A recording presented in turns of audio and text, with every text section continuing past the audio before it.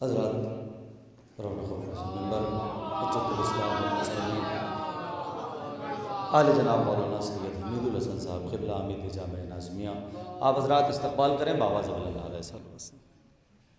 آپ تمام حضرات سے درخواست ہے کہ مرحومہ بی بی فاطمہ بنت محمد انیس صاحب اور تمام مرحومین مومنین مومنات کے لیے سورہ فاتحہ کی تلاوت۔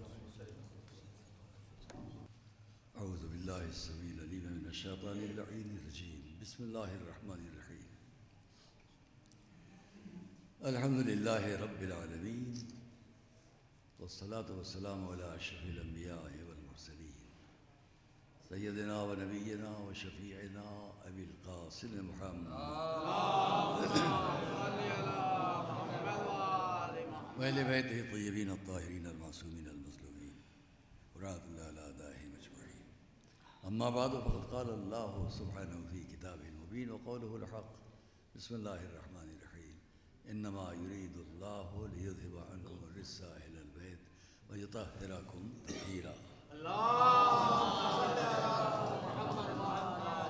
پہلے تو میں آپ سے بہت معذرت چاہتا ہوں کہ مجھے دور جانا تھا، اس لیے میں نے بہت معافی معذرت کے ساتھ، اور پھر میں نے ابھی مولانا سے بھی ہمارے بھائی نے اجازت لے لی کہ ہم بھی اسی سلسلہ گفتگو کو تھوڑا آگے بڑھا لیں تاکہ جو ذہنی تناسب و باقی بھی رہے، سب کے لیے اچھا لگے گا۔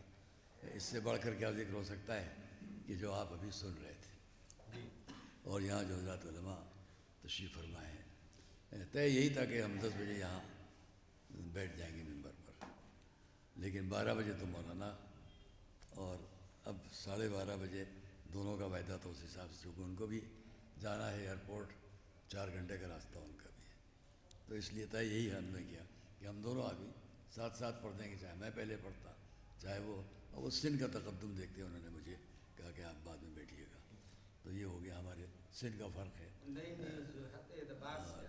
بظاہر وہ بزرگ لگ رہے ہیں، لیکن ہم اپنی ایک عادت سے ہم اپنی ایک پرانی عادت سے مجبور ہیں۔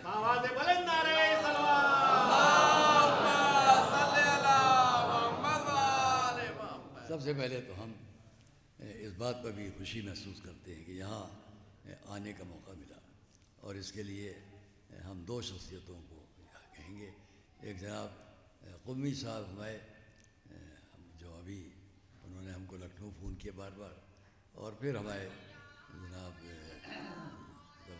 ہمارے امام صاحب راشد صاحب، انہوں نے بھی ہم کو بار بار، تو بہرحال ہم حضرات کے شکر گزار بھی ہیں، اور پھر ہمارے حضرات علماء سب تشریف فرما ہے، ان کے سامنے بھی میں کچھ دیر آپ سے بھی معذرت کہ آپ نے اعلان دیا، میں نے آپ کو یعنی یوں کہنا چاہیے کہ ایک طرح ہم نے جبر کیا، جس کے لیے معافی چاہتے ہیں۔ صلوات محمد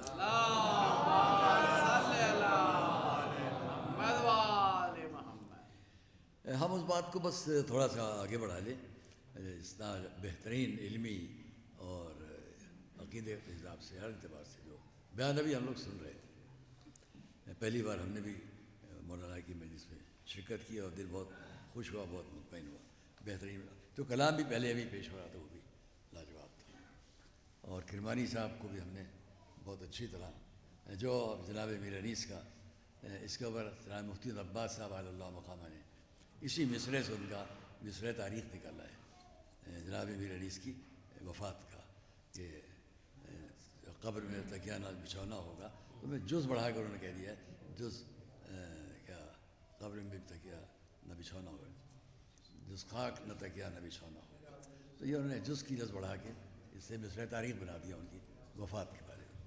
بہرحال ہم یہ آپ سے عرض کریں کہ قرآن کریم کی 4 آیات میں سے ایک آیت کا یہ آخری فقرہ ہے، اور جب ہم 4 آیات پر غور کریں مسلسل،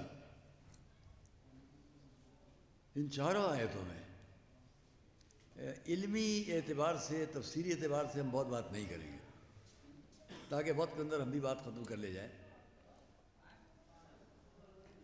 وقرن فی بیوتکن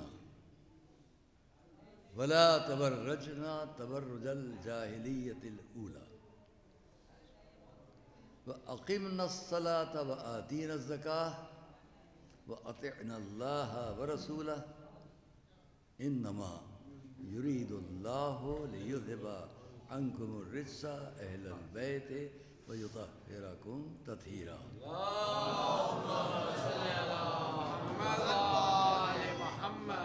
اور اس کے فوراً بعد دوسری آیت، یہ میں اس لیے کہہ رہا ہوں کہ جو صاحبان نظر ہیں، ظاہر ہے کہ مولانا کو اگر اس وقت ملتا بیان کرنے کا تو بہت کچھ سنتے، اب ان میں کوئی تتمہ ہم پیش کی دے رہے ہیں کہ دوسری آیت فوراً کیا ہے؟ وَاذْكُرْنَ مَا يُتْلَى فِي بُيُوتِكُنَّ مِنْ آيَاتِ اللَّهِ وَالْحِكْمَةِ إِنَّ اللَّهَ كَانَ لَطِيفًا خَبِيرًا۔ دو آیتیں تمام ہو گئیں۔ یہ جو دو آیتیں ہیں ان کے بیچ میں انما یرید اللہ لیذھب عنکم الرجس اہل البیت، غور تو کیجیے آپ، تمام علماء مفسرین نے اس کم اور کن کیا بات ہے، کیا بات ہے، سبحان اللہ، سبحان دو لفظوں کے ذریعے سب کچھ کہہ دیا ہے۔ ہمیں اور آپ کو زیادہ پریشان ہونے کی ضرورت نہیں ہے۔ میں یہاں اس مجمع میں بیٹھا ہوں، میں اگر یہ کہوں آپ مجلس سن رہے ہیں،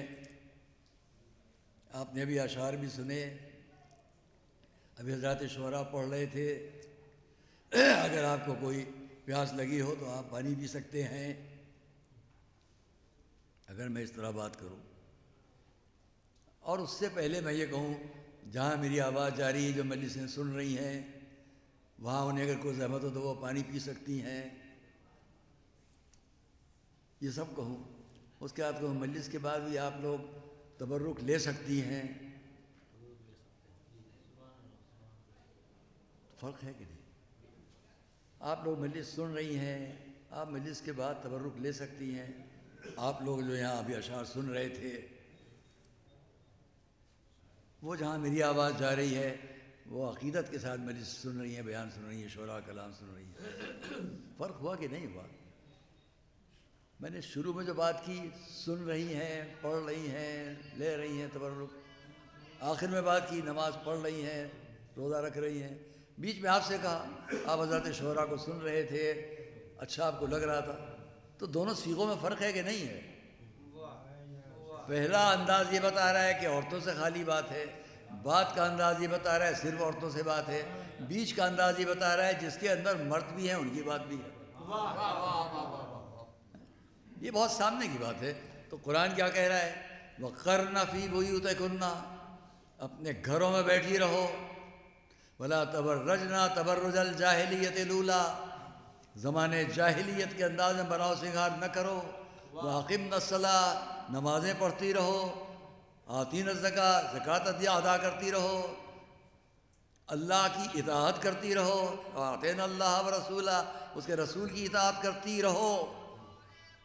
اے اہل بیت رسالت، ہم نے تمہارے بارے میں یہ طے کر لیا ہے، ارادہ کر لیا ہے کہ تمہیں ویسا پاک رکھیں جیسا پاک رکھنے کا حق ہے۔ توجہ کیجیے گا۔ اور جو تمہارے گھروں میں اللہ کا ذکر ہو رہا ہے اس کو یاد کرتی رہو، جو تمہارے گھروں میں اللہ کا ذکر ہو رہا ہے وَاذْكُرْنَ مَا يُتْلَىٰ فِي بُيُوتِكُنَّ مِنْ آيَاتِ اللَّهِ وَالْحِكْمَةِ، جو اللہ کی نشانیاں اس کی حکمت، اس کو یاد کرتی رہو۔ تو دونوں میں فرق ہوا کہ نہیں ہوا؟ پہلا تمام کلام یہ ہے جو صرف عورتوں سے، بات کا تمام کلام جو صرف عورتوں سے، بیچ میں کچھ ایسے لوگوں سے بات ہو رہی ہے کہ جن میں عورتیں بھی ہوں اور مرد بھی ہوں۔ تو اب میں یہاں کہہ سکتا ہوں دونوں آیات کو اگر ہم سامنے رکھیں تو کیا کہا جا رہا ہے؟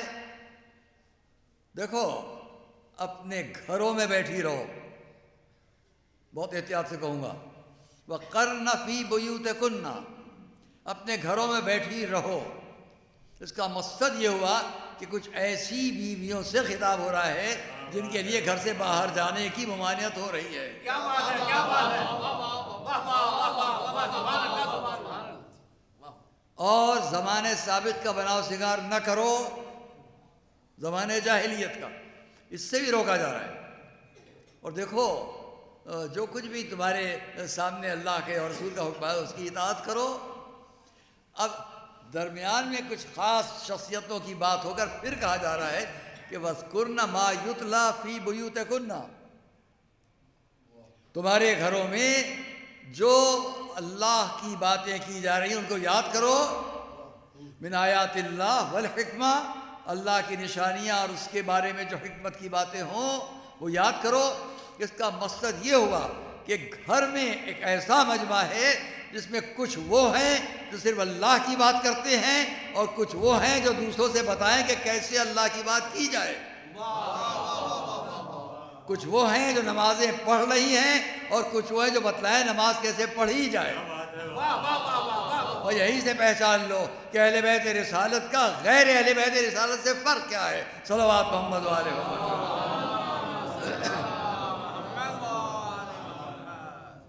اور پھر جب یہ آیت نازل ہوئی ہے انما یرید اللہ، تو اس کے بارے میں سب جانتے ہیں۔ ہم لوگ تو حدیث کے صاحب اس میں یعنی کتنی بار پڑھتے ہیں دہراتے ہیں۔ جب ایک فرشتہ آسمان سے چلا، بالنے والے کیا اجازت ہے کہ میں بھی جاؤں؟ اجازت ملی، آیا۔ آنے کے بعد اس سے تھوڑے سے رخ پر ذرا غور فرما لیجیے۔ اس نے آ کر کیا کہا؟ کیا میں بھی اس چادر میں آ سکتا ہوں؟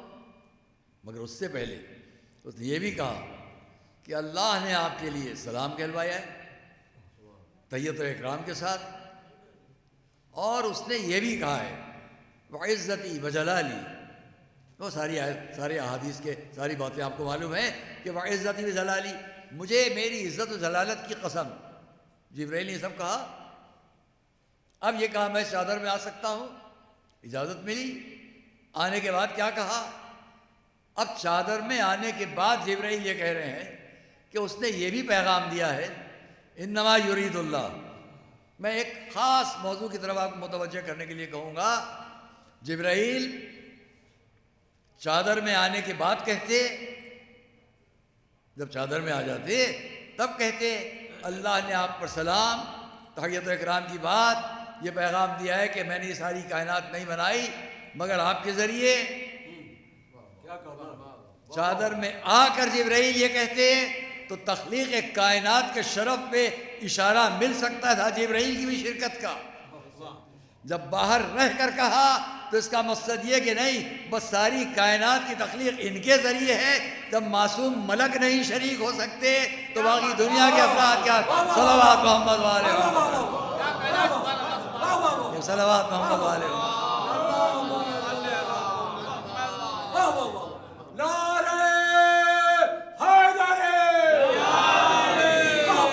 اور جب واپس گئے، میں اس پوری حدیث کتابہ نہیں پڑھ رہا ہوں، بخالی اتنا اشارت ہے، جب گئے جبرائیل واپس عرش کی بلندیوں پر جا رہے ہیں، ملائک کی بزموں سے گزر رہے ہیں۔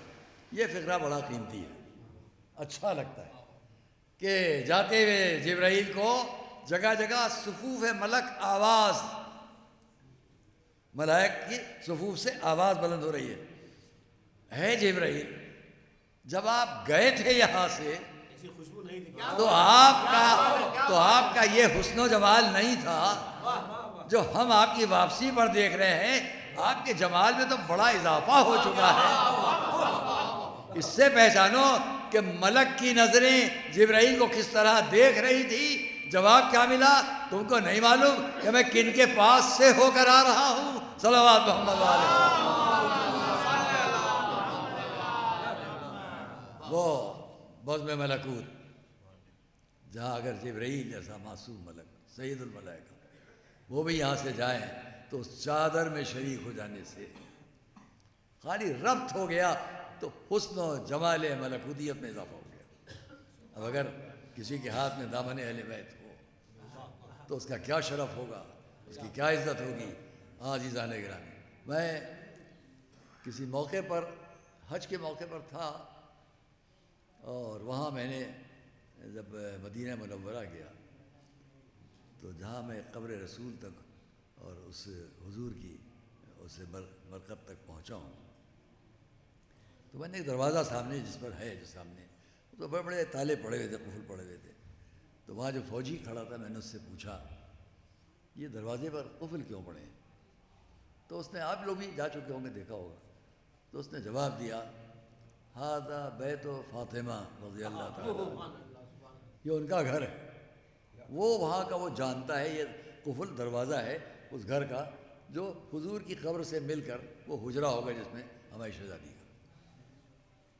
ہم یہاں پر کہہ سکتے ہیں کہ قرآن کے 114 سورے جو نازل ہوئے ان میں 86 مکے میں، باقی مدینہ میں۔ ان تمام نزول قرآن کے وقت مکے سے لے کے مدینہ تک اگر ہم دیکھیں گے تو ایک ہی جگہ پائیں گے جہاں سارا قرآن نازل ہو رہا ہے۔ وہاں بھی حضرت خدیجہ کا گھر ہے مکے میں، اور جب مدینہ میں آئیے تو یہاں وہ گھر ہے کہ جس میں معصومہ بھی ہے۔ مکے سے مدینہ تک ہر جگہ آپ قرآن کریم کے نزول کے لیے ان دو گھروں کو پائیں گے۔ میں اپنی خالی عقیدت پہ نہیں کہہ رہا ہوں، عقیدت کے اعتبار سے صرف نہیں کہہ رہا ہوں۔ جب میں حج کرنے گیا تو ہمارے معلم جو وہاں کے تھے انہوں نے ہم کو کہا آئیے ہم آج آپ کو مکہ دکھلائیں۔ وہ اپنے ساتھ مجھے لے کر نکلے اپنی گاڑی پر اور گھر میں چائے وائے، تو انہوں نے بیچ میں ایک جگہ ایک مکان کو دکھلایا کہ یہ گھر آپ دیکھیے، یہ گھر حضرت خدیجہ کا گھر ہے، اور سعودیہ حکومت نے اس کے چاروں طرف کوئی طہارت کی جگہ نہیں رکھی ہے۔ میں نے پوچھا کیوں؟ کہا اس لیے کہ ہماری حکومت یہ نہیں چاہتی کہ اس کے قریب بھی کہیں کوئی نجاست پہنچے، اس لیے اس گھر کے قریب کوئی طہارت کی جگہ نہیں رکھی گئی ہے کہ کوئی اپنے اگر ضرورت کے حساب سے جائے تو نجاست اس گھر کے قریب ہوگی، وہ بھی نہ ہو۔ کیوں؟ اس لیے کہ یہاں نزول قرآن ہوا ہے۔ جس گھر کو انہوں نے کہا کہ یہ حضرت خدیجہ کا گھر ہے، یہاں قرآن نازل ہوا، یہاں طہارت کا اتنا اہتمام حکومت سعودیہ کی طرف سے ہے کہ وہاں قریب بھی کوئی جگہ ایسی نہ ہو جہاں جائے اپنی ضرورت کے حساب سے انسان، ہر طرف طہارت ہی طہارت کا ماحول ہو۔ عزیزان گرامی، اس گھر کا نام کیا ہے؟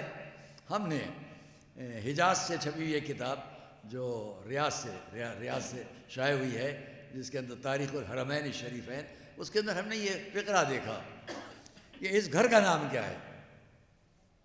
اس گھر کا نام جو حضرت خدیجہ سے منسوب ہے اس کو قبۃ الوحی کہا جاتا ہے۔ قبۃ الوحی۔ میں نے فکر کی کہ ایک موقع پر کہ ہماری شہزادی کے لیے کہا جاتا ہے، اور حقیقت بھی یہ رسول کی حدیث ہے کہ اگر علی نہ ہوتے تو کفو نہ ہوتا۔ تو میں نے اس پر خیال کیا کہ چلیے اس بات کو بھی تلاش کریں کہ مولا علی کی ولادت تو کعبے میں ہے، شہزادی کی ولادت تو خانہ کعبہ میں نہیں ہے، اور کفو ہونے کی بات ہے، ہمسری کی بات ہے۔ تلاش کیا تو جب یہ لفظ میں نے دیکھی تو اطمینان ہوا، اس لیے کہ خود کعبے کا نام کیا ہے؟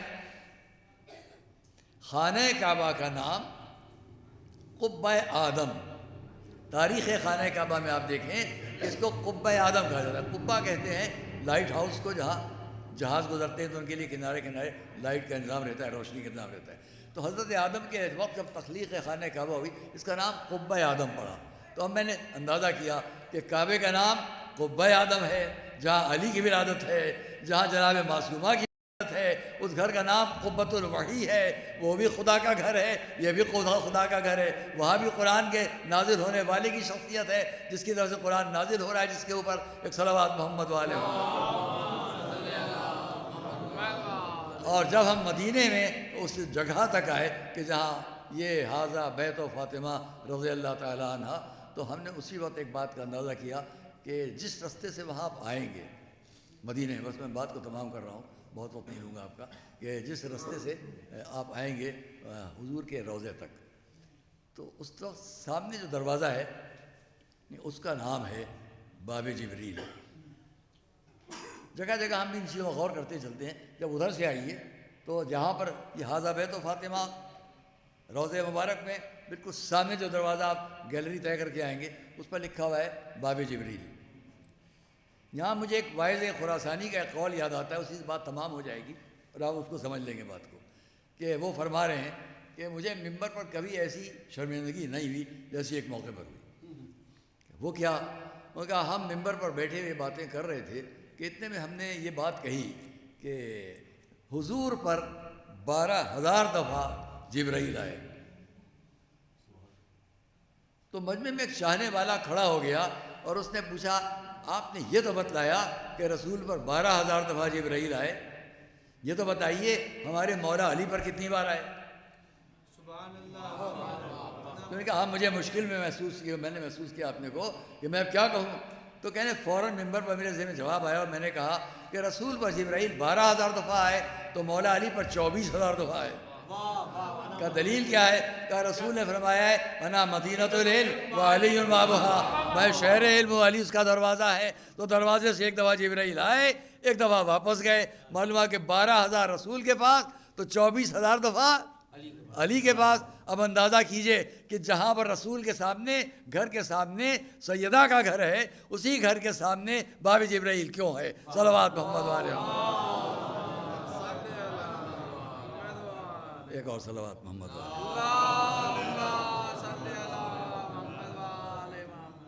اور اس لیے عزیزان گرامی ہم ایک ایسی مجلس کے سلسلے میں جمع ہیں کہ جہاں ماں کے ایصال ثواب کی بات ہے. ہم رضا امام صاحب کو، جناب راشد صاحب کو اور ان سے متعلق تمام وابستگان کو ایک ایسی شخصیت کے اٹھ جانے کی تسلیت و تعزیت دیتے ہیں جو ان کے لیے بمنزل ماں تھی، اور ان کی عظمت جس طرح ان کی پرورش خانوادے کے ساتھ ہوئی. ہم یہ کہہ سکتے ہیں، ابھی آپ نے ماں کے مرتبے پر ہمیں جناب مولانا رضا قمی صاحب سے اور دوسرے حضرات سے کلام سنا. اس میں کوئی شک نہیں ہے کہ ماں کا مرتبہ اتنا ہے کہ حضور کا ایک قول آپ کے سامنے نقل کر دوں. اذا دعاک ابواک، جب تمہیں ماں باپ ایک ساتھ پکار لیں، مرتبہ اذا دعاک ابواک، جب آپ کو آپ کے ماں باپ ایک ساتھ پکار لیں، فاجب، تو پہلے کسے جواب دو؟ دونوں نے ایک ساتھ پکار لیا تو حضور فرما رہے ہیں فاجب امک، پہلے ماں کی بات کا جواب دو. اس لیے کہ ہم یہاں پر ایک بات ہمیشہ کہا کرتے ہیں، ماں کا موضوع اتنا ہے کہ ہم گھنٹوں کی گفتگو آپ سنتے ہیں تمام حضرات علماء سے جو تشریف فرمائے. ظاہر ہے کہ ہر شخص یہ جانتا ہے کہ تمام مذاہب میں ماں کا ایک مرتبہ اور عظمت پیش کی گئی ہے. ہر مذہب، اسلام میں اس نعمت کو کس شان سے پیش کیا گیا. میں نے ابھی مضمون لکھا ہے جو پرسوں چھپا ہے، اس میں اس بات پہ میں نے کچھ گفتگو کی ہے. یہاں میں اتنا عرض کر لوں کہ ماں کا مرتبہ قرآن کریم میں اتنا ہے. ابھی میں دہلی میں بھی اس بات کو جب مجلس میں تھا، جو حضرات یہاں تشریف فرمائے انہیں معلوم ہے کہ وہاں میں نے اس بات کو کس رخ سے پیش کیا تھا، لیکن مجھے دوسرے انداز میں اس بات کو کہہ لینا ہے کہ عظمت مادری، ماں کی عظمت رسول کے سامنے کتنی ہے. ایک صلوات بھیجیں محمد علیہ.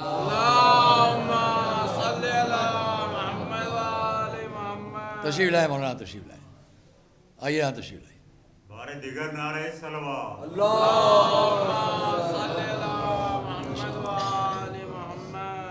تشریف لائیں. بسم اللہ.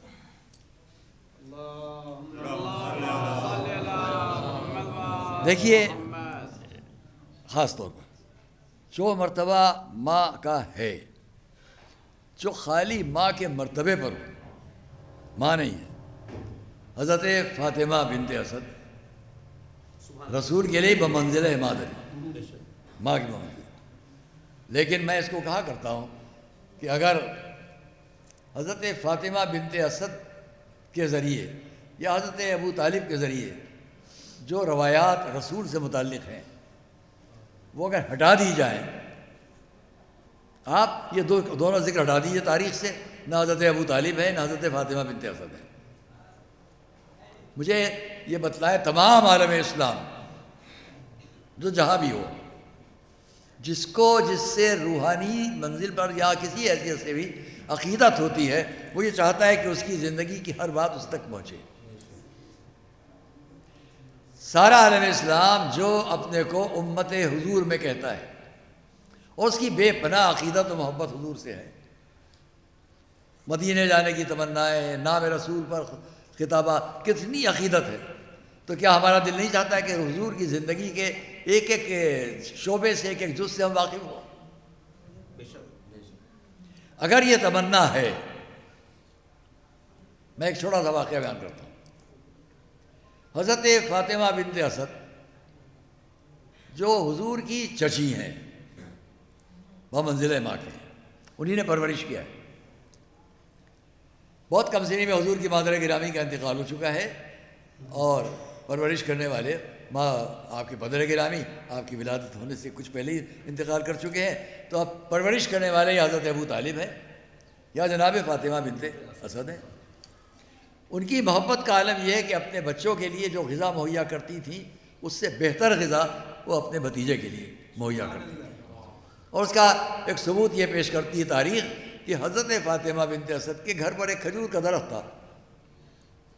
غور سے سنیے گا اس روایت کو، ایک کھجور کا درخت تھا۔ اس دن ایسا ہوا کہ بچوں نے آ کے سارے کھجور چن لیے اور وہ لے کے چلے گئے۔ حضور کو اٹھانے میں وقفہ ہوا، جب آئے تو وہاں کوئی کھجور نہیں ہے، کوئی رطب، کوئی خرما زمین پر نہیں ہے۔ حضرت فاطمہ بنت اسد کو یہ فکر ہے کہ آج میں اپنے بھتیجے کے لیے کیا مہیا کروں، جا کر اداس اپنے فرش پر لیٹ گئیں، اپنا ہاتھ اپنے چہرے پر رکھ لیا ہے کہ یہ آ رہے ہیں فرزند عبداللہ، بھتیجے آپ کے آ رہے ہیں۔ جب قریب آئے تب ان کو یہ فکر ہے کہ آج یہ کیا ہونا ہے، آج تو ان کے لیے کچھ نہیں رکھا ہے، تو اپنا ہاتھ اپنی آنکھوں پر رکھ لیا ہے، لیکن دیکھ رہی ہیں سامنے کہ کیا ہوتا ہے۔ بہت جلدی بیان کر لوں، حضور تشریف لائے، فاطمہ بنت اسد اس کو دیکھ رہی ہیں۔ اب یہ توجہ رہے، کوئی نہیں ہے وہاں پر، یا حضرت فاطمہ ہیں یا حضور ہیں۔ اور انہوں نے کیا منظر دیکھا، حضور قریب آئے، ایک مرتبہ کھجور کے درخت کو دیکھا۔ تمام عالم اسلام کے سامنے جب میں اس واقعے کو بیان کروں گا، روحانی مسرت، کیفیت، خوشی کتنی محسوس ہوگی۔ کیا کہہ رہی ہیں کہ حضور کھجور کے درخت کے نزدیک آئے، نیچے آئے، آگے اس کو دیکھا، ہاتھ بلند کیا، ایک شاخ کو اشارہ کیا، وہ شاخ نیچے آئی، اس پر تازہ تازہ کھجور سامنے تھے۔ یہ دیکھ کر حضرت فاطمہ کو اطمینان ہوا کہ میرے بھتیجے کے پاس اتنی بات تو موجود ہے کہ درخت کو اشارہ کرے تو شاخ نیچے آ جائے، تازہ کھجور مل جائے۔ میں یہ پوچھتا ہوں، یہ واقعہ وہاں بیان کرنے والا کون؟ کوئی ہے؟ کوئی راوی لائے کوئی مجھے کہ ان سے روایت، ان سے روایت، ان سے روایت؟ یہ ایک واقعہ میں نے بیان کیا ہے، یعنی کتنے واقعات اگر میں یہ نقل کرنا شروع کروں تو میں پوچھنا چاہوں گا کہ حضور کی 40 سال تک آتے آتے جو زندگی ہے اس کی روایات کس سے ملیں گی؟ ایک فقرہ کہوں گا، بات واضح ہو جائے گی۔ مجھے بتلاؤ کہ 40 سال تک حضور کی پوری داستان حیات کیا ابو جہل بتائے گا، ابو لہب بتائے گا، ابو سفیان بتائے گا، کون بتائے گا؟ ماننا پڑے گا اگر ابو طالب نہ ہوتے، فاطمہ بنت اسد نہ ہوتی تو حضور کی ابتدائی زندگی کا پورا چیپٹر خاموش رہ جاتا۔ اب تو احسان مند ہونا چاہیے، کون ہے ابو طالب، کون ہے فاطمہ بنت صلوات محمد والے۔ اگر یہ نہ ہو تو ساری داستان حیات خاموش ہو جائے۔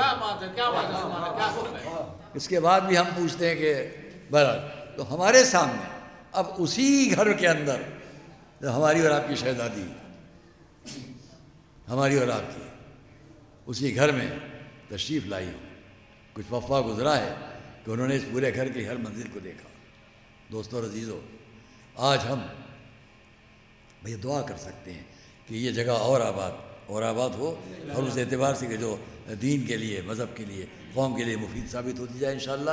خالی رضا خانہ ہی نہیں بلکہ اس کے چاروں طرف جتنی محنت کی ہے ہمارے راشد صاحب نے، اور بہتر اس یادگار میں بھی ہو جن مرحومہ کے لیے یادگار میں سب ہے۔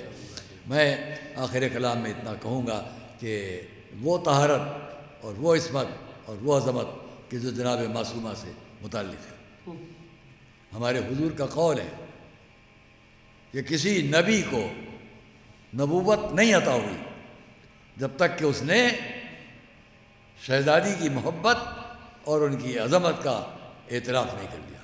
حتی اقرّ بفضلہا و محبتہا، یہاں تک کہ اس نے اقرار کیا ہر نبی نے۔ تو جن کی عظمت یہ ہے کہ ہر نبی کی نبوت کے ساتھ وابستگی ہے محبت حضرت سید عالمیان صلوات اللہ وسلم علیہ۔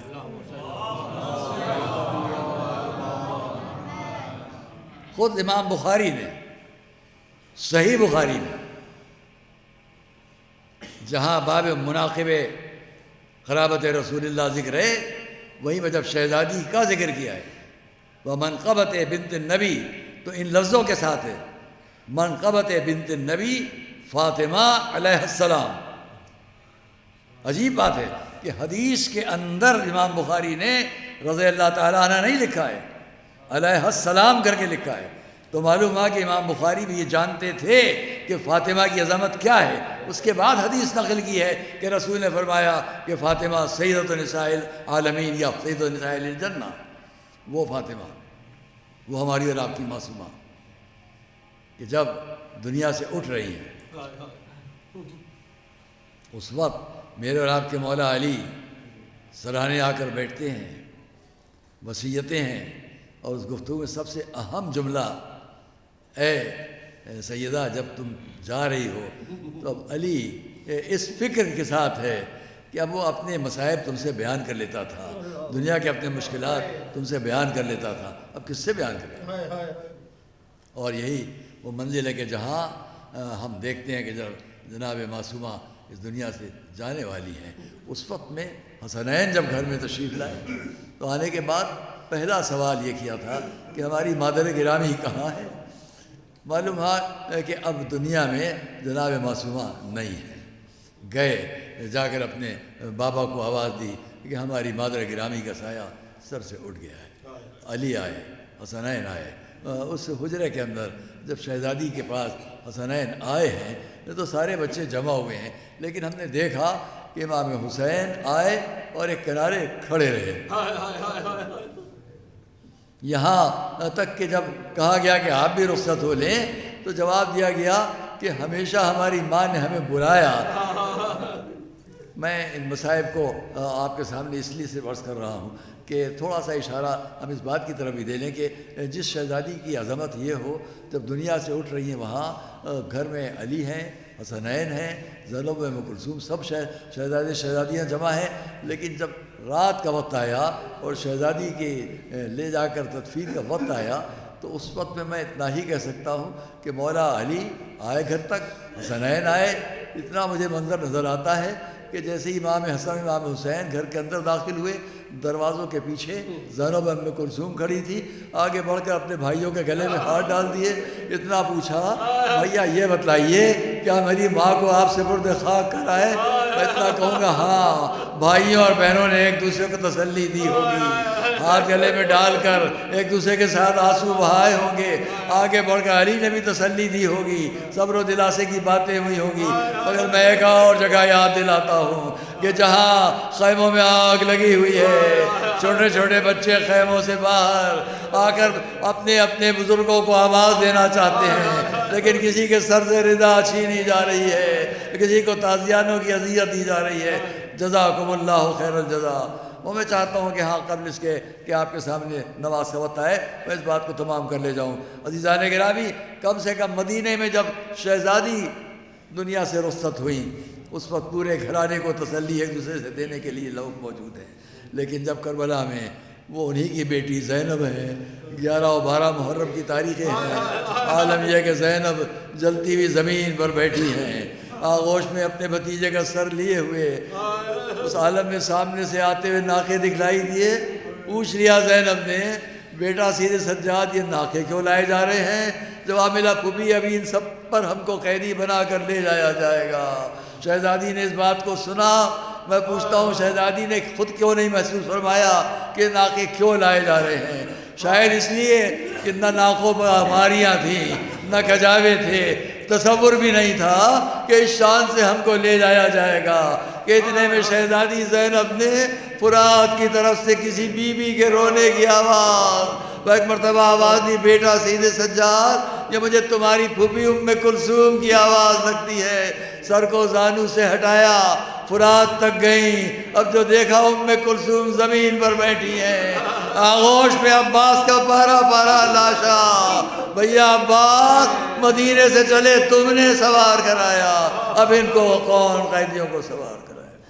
سیالم الذین ظلموا یا منقلب یقتلب علی رحمت اللہ علیہ محمد و علی محمد تمام شرکائے مجلس کو ان کے دلی شرعی مقاصد میں کامیاب عطا فرما، جو مریض ان کے امراض میں شفا عطا فرما، بحق محمد و آل محمد ہمارے اعمال کو قبول فرما، ہمارے گزشتگان کو دیوار معصومی میں جگہ عطا فرما، زندگی کی آخری سانس تک ہم سب کو راہ محبت اہل بیت پر ثابت قدم رکھ، ظہور حضرت تاجر فرما۔